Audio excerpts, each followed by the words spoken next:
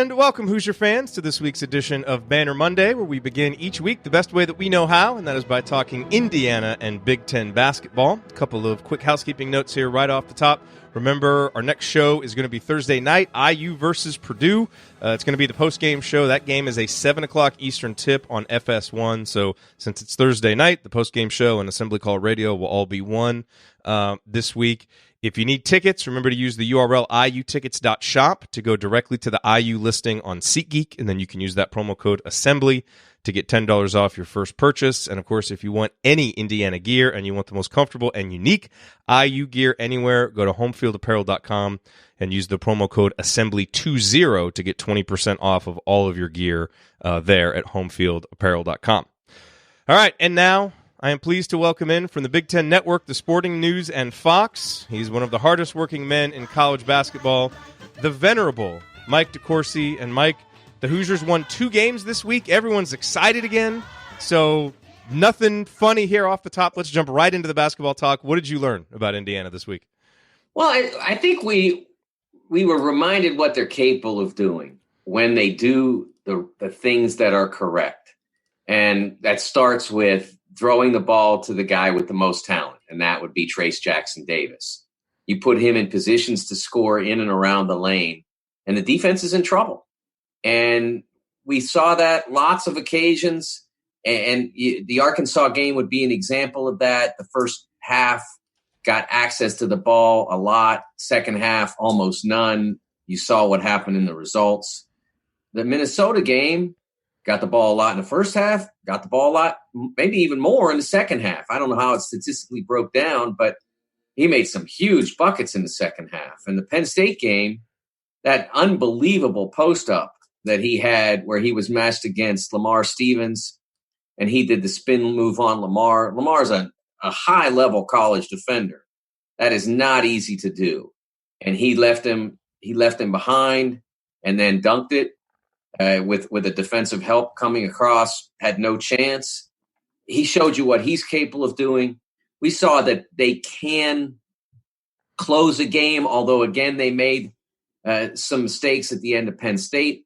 I was not one who thought that Al Durham's decision to pass the basketball, I think it was to Race Thompson on the 2-on-1. Yep. I did not think that was a bad decision. I know some people just pull it out. I don't have a problem with that either. If you decide to pull it out, but if you want to go ahead and put the 2 points on the board, you do it, but you don't make a difficult pass there. Yeah. It has to be an easy pass. It has to be something akin to me handing the ball to you. I mean, not literally, but something that guaranteed to be completed. And that was a mistake. And Al's got to be better at end of games. You remember the shot he took against Maryland near the 4-minute mark, and now this. He's too important at the end of games because he's going to have the basketball. He's going to be in most of the time at the end. So he's got to do better than that.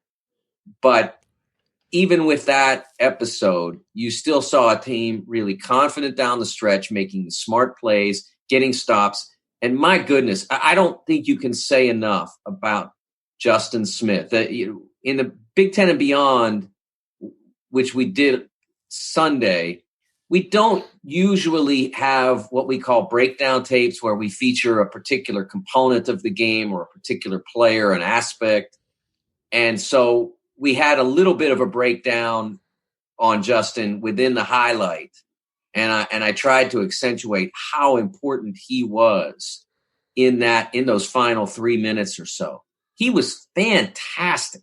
I mean, the help where he stole the basketball, the offensive rebound he chased down. I think he had a tough finish in there as well on offense.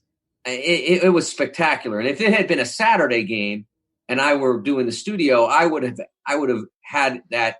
It would have been more protracted and more discussed, and he would have gotten a brighter spotlight shined on him because it warranted that. He was so good in those final 3 minutes. And honestly, if Justin plays like that all the time, and I don't mean he's got to play that way for 40 minutes but if that is the definition of who he is as a player for Indiana going forward, it changes who they are as a team. They're just so much better. Absolutely. I thought that stretch of basketball might have been the best the best 4 or 5 minutes of his career. I mean, I thought he was that good. Yeah, in some way, I remember the Michigan State game last year, and he's making threes and all that, and he was very good at the other end too. But this was a defining thing here. Yeah. This wasn't just, he got hot and he started dropping shots, and that's nice, and the more of that you can have, the better. But this was a kid who's a very good player taking over the game in the ways that the best players take over games. And it's not just about making baskets. It's also about making plays. And those final 3 minutes were a masterpiece, and he deserves all the credit for that. You mentioned off the top Trayce Jackson-Davis, and I agree with you. I mean, I thought that was the story of the week after really disappearing against Michigan. Giving Indiana a guy to play through consistently for 2 straight games was phenomenal. Is the Big Ten Freshman of the Year race locked up for him, or do you think that there's still some significant challengers out there? Well, I'm trying to think of who else there would be. Coburn, I guess, from Illinois. Kofi would be the one, and I think he's having a terrific year. I think he's having a very strong year. But I would say that probably you would have to wait till we get closer to the end, given how good Kofi has been. They're both great, and Kofi has changed Illinois' team. He really has. He's turned that team completely 180 degrees from a press and run and try to get you to turn it over team to a team that's elite in half-court defense. And although I'm not sure that we would describe Kofi yet as an elite half-court defender, he is a game changer. He's a rim protector in that way. So I think that they both have really strong cases, and I would be willing to wait to see how these final weeks play out, because you know how this league is, that even after the 2-game winning streak and how well Indiana played in those games, they have to continue to play that well, and they have to continue to take advantage of him to that degree. And if they do that, then he's going to have a tremendous case. But if they start to ignore him again, then Kofi perhaps has a tremendous last couple of weeks, it might change that result. One topic that a lot of Indiana fans have discussed is the starting lineup, both the beginning of the game and the second half, which has not changed. But certainly, in recent games, Joey Brunk has essentially been starting, playing a couple minutes, coming out, and then you're seeing a lot more Race Thompson, obviously, more Deron Davis. What would you do with the lineup? Would you keep that the same? Would you differentiate between the start of the game and the second half? Because it did feel like in the Penn State game, the way that they came out, they kind of isolated Lamar Stevens on Joey Brunk. It really seemed to hurt Indiana's momentum. Would you make a change there if you were Archie Miller? I'm a believer when I hear coaches say, and I don't know that Arch has said this, but I've heard a ton, and we all have. When I hear coaches say that it doesn't matter who starts, it's a complete crock. Everybody has now some idea of how things break down with synergy, with in-house analytics. That certain lineups play well together and those sorts of things. But the way I look at, and I've never quite been able to put a handle on why coaches do this, but if a coach in 99.9% of cases, exclusive of perhaps foul trouble or injury, and on the rarest of occasion performance, coaches start the same group in the first half and the second half. They start in the first half, they walk out after halftime, they're on the floor. And that's the way it is in every program in America. And on very rare occasions do you see a shift. And so when I hear a coach say it doesn't matter who starts, you're telling me that basically a quarter of the game, 10 minutes, 5 minutes, because they usually play together at least 5 minutes roughly for those before somebody gets subbed out. So that's 10 minutes of a 40-minute game, a quarter of the game where you're playing this group together. So you're telling me that doesn't matter? Like how well they play together and how well they fit together and whether they're your 5 best guys or whether they're your best 5-man unit doesn't matter? Come on, that's nonsense. That's complete garbage. They're the one group that you can almost be certain will play together for a significant period of time. Because then fatigue, injury, bad matchup, and guy can't stop the other guy. Whatever it might be, guy can't make a shot. And so you say, this just isn't his day. Whatever it might be, you are going to change up a little bit once you start rotating players. But those 5 guys are going to play together for 10 minutes out of 40. So they better fit together. They better be the best for that 40. I don't think you put Joey back out there out of habit just because that's the way you always do it when the other team's got Lamar Stevens out there just dying to get you switched on ball screens and ready to take you apart. That's not the way it should be done, and that really hurt them. So if you want to start Joey at the beginning of the game because you think it fits the opponent, great. If you want to start him at the beginning of the game because you think that's going to create the best rhythm for you early, great. But if you get into a situation where you see how the other team sets up, and of course, Penn State going in, you knew somebody was going to have to guard Lamar because they play one big, either John Hare at the start or Mike Watkins off the bench, and then they play Lamar with him. And so one of your guys is going to have to be able to guard him. And I don't think that you wanted to put Trayce in that matchup because he's a freshman going against the senior, and you'd rather he don't foul. And Joey can't guard him. So I don't know what the expectation would be. Once you establish that early, that it's not a great matchup for you or in scouting report, you can change. You can say, you know what, for this game, it doesn't work. I mean, I talked to some people at Wisconsin after they started Micah Potter and Nate Reavers for the first time. And then they were going into another game. I can't remember who it was against. That doesn't play a real power forward. Might have been Rutgers. I'm not sure if it was or not, but there'd be an example. Doesn't play a real power forward. So you don't play Micah Potter and Nate Reavers together. There's nobody for Micah to guard or Nate, whichever one you want to pick. Yeah. And so you have to play a lean forward, and then you fit better. And there's not very many derivations or iterations of college basketball now where being bigger is a huge advantage. The 3-point line has changed that. Ball screens have changed that. Having twin towers, boy, if you do, they better one of them better have electric quickness and a skill set to play away from the goal. And I don't think that that's the case with Indiana. I think Trayce has that, the first quality, but you're not going to guard him at 18 feet because he's not a shooter. So you sag back in the zone or in the lane, and you jam up anything Indiana wants to do, and it becomes problematic. If you are a team that plays a dynamic 3-man hybrid like Lamar or like Ron Harper Jr., or if you are a team that sets up, with 4 guards around one or something like that, then you have an advantage over Indiana. Now that's not like that. Joey's been able to start against a lot of teams and not get really and not have real problems because not everybody has a Lamar Stevens or a Ron Harper Jr. But when you do face that team, then you want to make sure that you try to accommodate what's best for you against that team. Yeah, and I don't think any Indiana fans enjoy this conversation because Joey Brunk has really endeared himself to the fan base. He basically, when this thing was being held together with duct tape in December, he was the duct tape. I mean, he was a really good player there for a while. It's not happening right now, so it'll be interesting. Hey, let me say, I'm not ruling out the possibility that he gets it going again. Sure, yeah, excellent player on offense around the goal, and he can definitely hurt a defense, and he can and he'll battle. He is not a great defender. I don't think I'm breaking any news there, but he will battle. And so I'm not saying write him off. Please don't anybody think that's what I'm saying.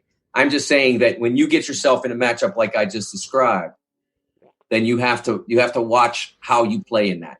And I don't know whether Purdue can't say whether that's a threat for them. I'm not sure.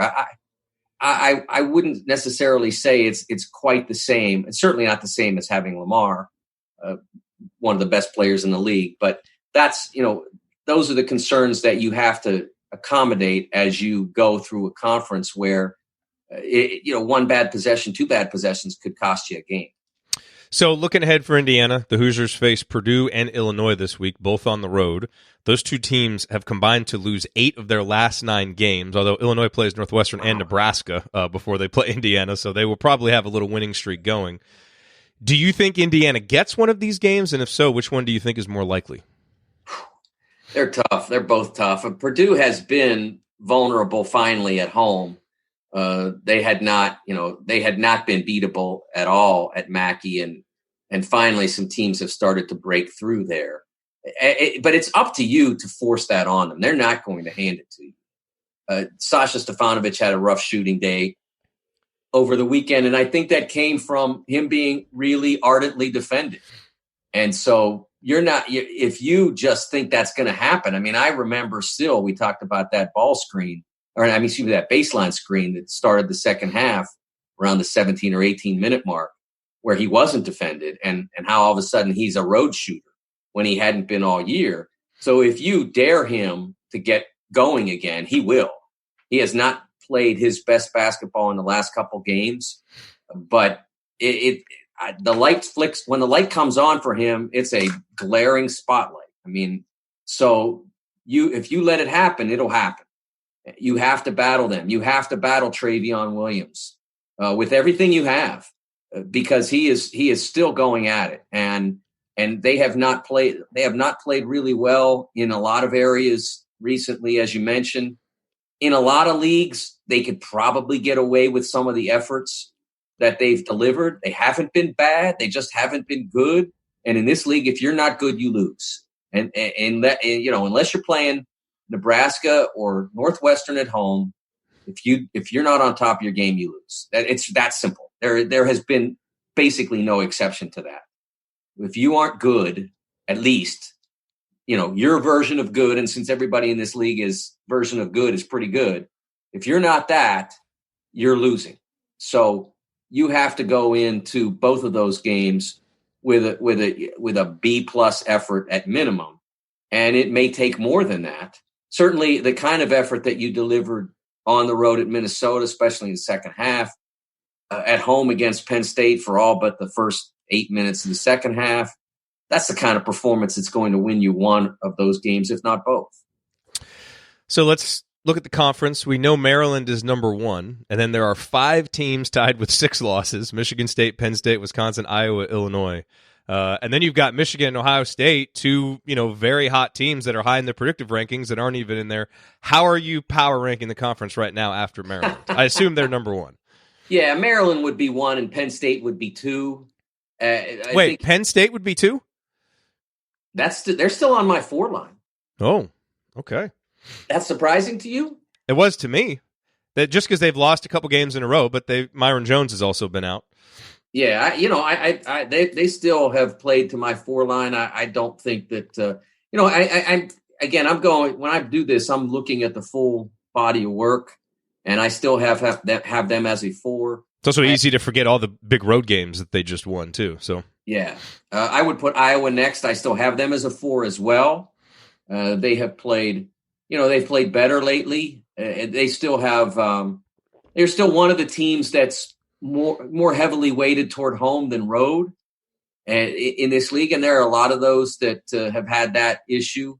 But I would put them next, and then I think the team that I would put in the next slot would be Michigan, because if you look at them when they were a whole team, they are now 12-3 when Isaiah Livers finishes the game. I use that as a descriptor because that basically means he didn't get hurt in the middle of it. I mean, you give him another win and another loss if you want to say he played, because he played 3 minutes against Presbyterian and they won. They were going to win if he played 3, 6, 9, or 35. They were going to win that game. And then the other one was the Illinois game that they lost when he got hurt, when it was still competitive. So yeah, I look at what they are when he finishes 12-3. That's one of the better records in the country if you project it out. If you project it to you're 24-6, that's flirting with 2-3 seed territory. And they've beaten high quality teams as a whole unit. And honestly, much to the detriment of those they play now, while Isaiah was out, they developed other players to fill his roles. You saw Brandon Johns get a little better. I think he's still got another step or two to become the contributor they'd like him to be this year. You saw Austin Davis become a real asset off the bench. Competes hard, goes at it and he's got really good hands. And he's not the most elite post player, but he finishes when he gets an advantage. And then you've seen Franz Wagner, who had to take a lot of the offensive responsibility that Isaiah was carrying. And he has become a much better player as a freshman. That's another player to look at. I don't know that he'd be a freshman year, but another player who's an all-freshman caliber player who's made significant improvements in Isaiah's absence. So you have all those improvements they've made. I still think they're one of the most dangerous teams in the league. And I think Joanna's doing a really nice job of dealing with those guys, of having to deal with Isaiah going down so many times. The Rutgers win on the road without him was really impressive. It was one of the better wins in the league this year. Yeah. And so I would say that Michigan would be in that quartet for sure. One guy that we didn't talk about a ton when we were discussing Indiana is Trayce Thompson, but he's really a guy who has emerged, has become a really important part of what Indiana's doing. I'd love to get your thoughts on Trayce, but also just as you look around the conference, who are some other guys like that have kind of emerged that weren't maybe playing much early in the year that now have really assumed a much bigger role? Not superstars, but they've really become a key part of what their teams are doing. Well, I stole some of my own thunder with Austin Davis, who would certainly fit that description. I think Alahan Demir has become a much better player over the course of the season for Minnesota. Has begun to understand, or has come to understand, I should say, would be better description of what it takes to play in the Big Ten as opposed to playing in the Colonial when he was at Drexel. I think he would certainly fit that. And I think Connor McCaffrey at Iowa has fit that. A guy who a lot of people at one time thought was a non-shooter, just a passer. He's an excellent passer, one of the better passers in the league. But he's also come to be able to make the occasional three-point shot. His percentage isn't super duper. I think it's around 33, 34. But he has a knack for making the shot at the time that Iowa needs it.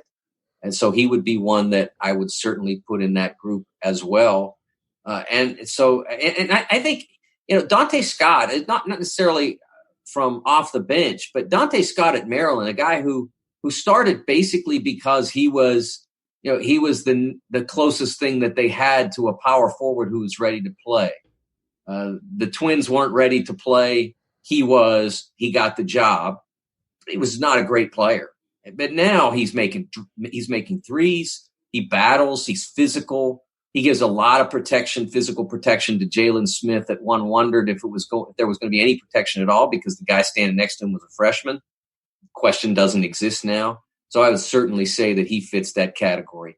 When you getting back to Trayce, I think that his emergence has been a real asset for the Hoosiers because it allows them to play a lot of different ways.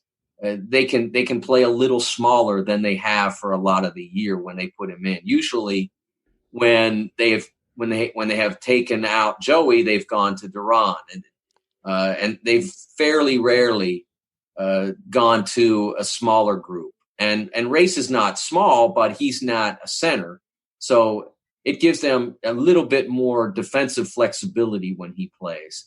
A really good finisher. Has done a really nice job. Again, not a guy who's going to disarm you in the post as an offensive player, but who, if he's singled up, can get an advantage and finish the play, and has a lot of different ways to do that. And so I think he's really been an asset and somebody whose emergence has made Indiana significantly better. I want to ask you about Maryland real quick, because looking at the schedules, they obviously have a 2-game lead, so they're the prohibitive favorite to win the conference. But they've got 2 road games coming up against Minnesota and Rutgers. Both teams are going to be desperate because they really need wins. And then their 2 home games, Michigan State and Michigan, are 2 teams who could beat them at home. I mean, that's a tough way to close out. Do you see them winning enough to maintain their lead in the conference, or do you see them coming back to the pack? I think they will, because they basically have to just about lose them all to not keep their lead. Because remember, in order for somebody to catch them, somebody else would have to, if they went 2-2, somebody else would have to go 4-0. Yeah.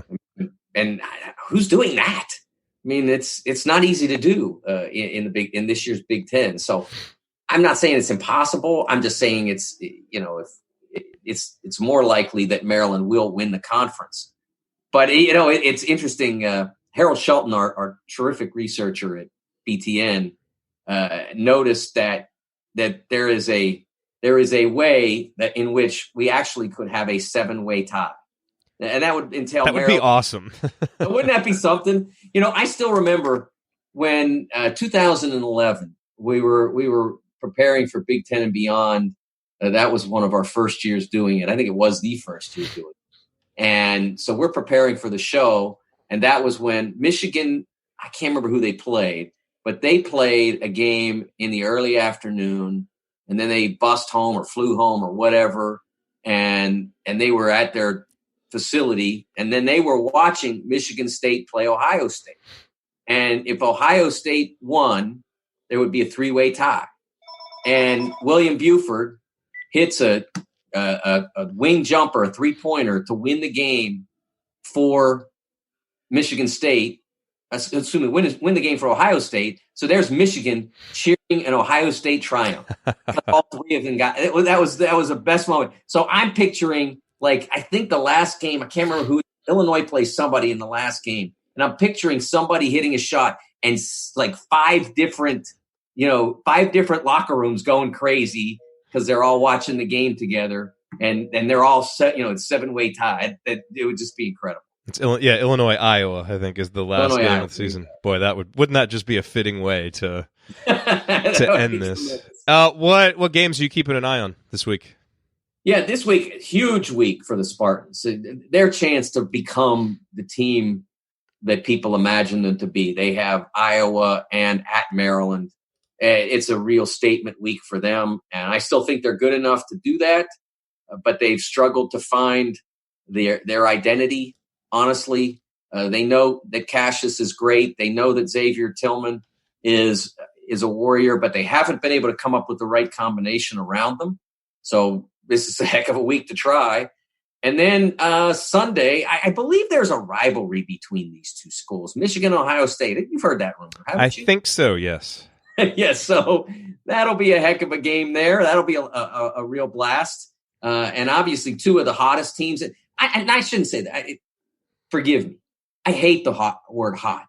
Hot is an excuse to not say they're better. They're hot. No, they're better. They're both better. Now, whether Ohio State can stay better now that Kyle Young is hurt. He's out. I don't know whether he plays Sunday, but he's out with a high ankle sprain. A high ankle sprain is typically a multi-week injury. So I don't know whether he plays on Sunday, and I don't know what that does to them. Certainly they have a very capable young man in E.J. Liddell to take a lot of the minutes, but it definitely changes who they are as a team. And I think they might go to Andre Wesson, but then now they're reshifting multiple positions. And so it really does change who they are as a team. But Michigan's just better. I mean, I don't mean better than they were in November, December. I mean, they're basically that team only with a season's worth of experience now. And that team was one of the 10, 15 best teams in the country. And I think they are that again. Last question for you. This is your first year as a published bracketologist, right? Putting brackets out there? Yeah. I never, in the past, the closest I came was back in the old days before there was real bracketology. I would sit at a McDonald's or a Denny's or something with USA Today with the league standings, and I would check off who I thought was a tournament team. That's about as close as now. However, I am, along with Jerry Palm, a 4-time veteran of the NCAA mock selection process. Okay. Come to this with no experience. I went through it 4 times. First year was just the most amazing thing. It was a revelation.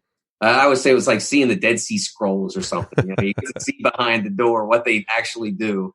And I mean, I don't know whether everybody else was geeking out like I was, but my jaw was dropped the whole time. So that's how they do it. So I did that, and then I came back several more times for different projects that I was working on. So I know how they do it. They change the rules every now and then, make it tough. to keep up, but I think I've got the rules down now, and so I have a pretty good grip on it. And I've looked at my bracket compared to the two most prominent guys that have done it, and and honestly, when I see it, I don't see, gee, where am I wrong? When I see a seed that's out of line, I'm like, what are those guys thinking? How could they have that team up there? So I feel pretty confident in my abilities. Is it the question I had for you about it was, is it changing at all your experience of watching college basketball? Because it seems like when you get into bracketology, it's easy to start seeing teams as resumes instead of teams. Like, do you find yourself doing that at all? Having trouble separating that at all? When I'm watching a game, one of my first thoughts, especially for a team that's on the edge, on the bubble, one of my first thoughts is, okay, that's it. You're done, or you're out. No, you're out of my bracket. That I do. But when I watch, I still watch as a follower of the game, as an analyst of the game, as a journalist, and the bracket thing. In my, like I said, in my mind, I still think that way. But sometimes I say that about a team and they end up back in anyway. Like after Cincinnati lost to UCF, I thought there's no way they're in my bracket this week. And then they went and beat Wichita, and some other teams did some not so good stuff. Mississippi State lost to Texas A&M. Okay, you're still in. You're hanging on, but you're still in. So that's the only way that it affects the way I watch a game. A lot of people who get into this business, and I think I fell victim to this in my 20s. But ultimately, if you don't enjoy the games, there's better ways to make a living. I mean, this is the best way to make a living if you enjoy the games, to me. But if not, there's probably more money out there for you. Counting, being an accountant or something. My brother made a lot of money being an accountant. Yeah. But I love the games. I love watching. I love picking it apart. I love talking to players and coaches, and I love interacting with fans. It's still something that I really love. So, like I said, it's the best way to make a living if you're in that headspace, and that has not changed for me for 30 years. We've gone long, and I don't want to be greedy with your time. Do you have time for one more question? We got a listener question. Give you a shorter answer, but yes. Okay. Thank you. This is from Chad. He said, as tournament talk is heating up across the country, we're hearing a lot of people questioning the hype behind the Big Ten. How would you respond to that? Yeah, that's such nonsense. If you look at Ken Pom, it's funny how people, like all of us, like 5 years ago, like everybody was into Ken Pom and his ratings. And then all of a sudden you have a year like this and, he can't, those ratings can't be right. Well, except that the net basically says the same thing. And I haven't checked Sagarin, but I bet they say mostly the same thing. I've seen complaints about how the Big Ten seems to have figured out a way to game it. Well, it's impossible to figure out a way to game it when nobody knows what's in it. Nobody knows what the net rankings are. I mean, you have a rough idea of the components. Efficiency is a factor. Performance is a factor. The schedule obviously is a factor. So there's lots in it, but no one knows the formula except the NCAA. So you can't game it if you don't know the number. You can't. So it's silly to say that's what's going on. Look, I'm not saying I am not. And when I've said, and I've said this in print and I've said this on the air multiple times, there has never been a league like this ever in the history of college basketball. And when I say that, people think I had people scream, literally screaming at me on Twitter. 85 Big East, 2011 Big East, 85 Big East got 3 teams to the Final Four. There was the strongest league at the top ever and probably ever will be. You'll probably never see that again. 11 Big East. Most teams ever got into the tournament. I don't think the Big Ten is going to get there, although they only have 14 members compared to 16. 91 Big East. 7 out of 9, the highest percentage ever.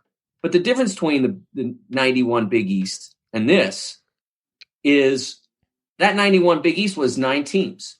Okay, so they played double round robin. That means each team played 16 league games. Okay, so that meant you had 14, 15 games to play with. You could play as hard or as easy as you wanted. Now, Villanova played a really hard schedule that year, so they got in at 16-14. Other people played normal schedules, which meant, I don't know, maybe 3-4 games that are tough and a bunch of bye games or whatever. But there's nowhere to hide in this league. There are 20 league games. If you were lucky, you got 3 against Northwestern and Nebraska. Every other league game was a grind, a nightmare. And that's what's different about this league. 20 league games out of basically the same number. Maybe there's one or two more you play now than in 91, but basically the same rough number. And you're playing 20 of them in the league, plus most of the teams played an ACC Big Ten game. And a lot of them played the Gavitt games. So those were guaranteed high-quality games as well. So you really got put through the grinder in this league. And so anybody that doesn't want to appreciate that is simply just denying reality. I am not saying that anybody in this league is going to win the championship. Maybe, maybe not. Who knows? Because this is a pretty open deal. But and I'm not saying as well, because I don't know what the seeds are going to be, how it's going to play out. I'm not saying as well that there will be a truckload of teams in the Sweet 16. We don't know. I mean, in 2011, the Big East, I know there was one occasion, there might have been two, where they eliminated each other. They couldn't get to the Sweet 16 because they had to play each other. And that may happen here. Who knows? But I'm telling you that 12 teams in this league play high-quality basketball. Daniel Oturu would be the best player on 90% of the teams in America. He'd be the best player on 75% of the teams in the Big Ten. And he's on a team that's 500 because the league. And also because, they haven't done some things that they could have done. But mostly it's the league. If they were in the ACC, they're not beating Duke, Florida State. I mean, they might have beat it, but they weren't finishing ahead of Duke, Florida State, or Louisville. But they would be somewhere in competition for a bid, and they would have a really strong record. I watched Stanford play Washington State last night, and I am not an eye test person in terms of going into the tournament, but I'm an eye test person in terms of who can play. And I'm telling you that if Stanford were in this league, Stanford would be finishing behind Purdue and certainly behind Minnesota. They're just not. They just don't have the quality that the teams in this league have. That was a great answer. I feel like we definitely got our money's worth on that one. Good. He joins us every Monday, Mike DeCourcy. We appreciate it. Man, this is going to be a fun final few weeks, and then the blender of a Big Ten tournament. I cannot wait. It's going to be great. Are we going to have you up here for that? No, I won't be able to be up there. I'll be watching it from here, but I'm hoping for the first time ever that we can actually do like 3 post-game shows, because usually it's been a very short stay for Indiana. Gotcha. Well, good luck with that, and I'll talk to you next Monday. And unfortunately, I would love to have bought you a beer or a bacon and eggs or whatever, depending on which end of the day we could have figured out. But one of these days we're doing that. We will definitely do that one of these days. Okay. Thanks, Jared. Cool. Thanks, Mike. All right. The great Mike DeCourcy. Always appreciate his insight. Good question, Chad. Alan, sorry, I saw that question. Maybe we'll try and ask him that next time. All right. Well, good stuff from Mike. We won't have another show for you, obviously, until Thursday. Should have an episode of Podcast on the Brink between now and then. The guys at Crimson Cast have a new episode out, so you can definitely go listen to that. I'm about halfway through it. Good discussion from those guys, as always. So, yeah, the other thing I'll mention, if you're still listening, make sure if you want to join our community, if you go to assemblycall.com/community, we always have some great conversations in there. And so if you're curious about that, go check it out. It's $3.99 a month, or you can do basically $25 for the full year. I'm really excited about the kind of the small but growing group of people that we have in there. Coach does his weekly Coach's Corner videos, basically does a film breakdown of, some important discussion point with the team. So those are in there. So it's a really good community. So go check it out, assemblycall.com/community. If you have any questions about it, just email me, Jared, Jerod, @assemblycall.com. All right, everybody, I got to go. But we'll talk to you Thursday night. IU Purdue. Hopefully Archie can get that monkey off his back, and Indiana can essentially punch their ticket to the tournament. I think that would all but guarantee it if they can go up there and get a win, because we owe them some payback. They punked us in Bloomington. It's time for us to go up and do the same to them. All right, talk to you Thursday.